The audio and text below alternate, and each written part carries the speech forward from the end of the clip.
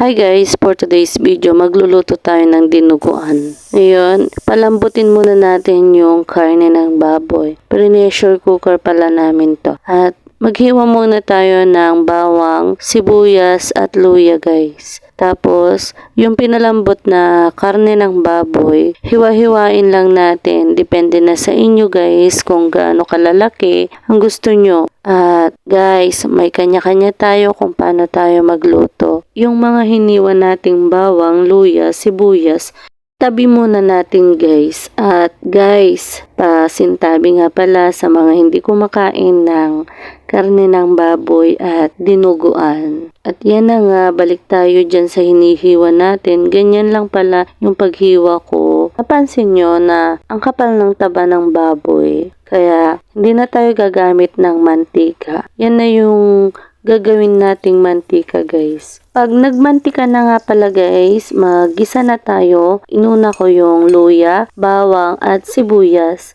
At sinunod ko na din yung mga karne ng baboy. Naglagay na nga din ako ng paminta, asin at pangpalasa. At pag ganyan na nga guys na kalutong yung karne ng baboy, kailangan na natin maglagay ng tubig.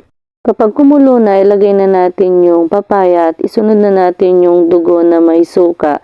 At hanggang dito na lang.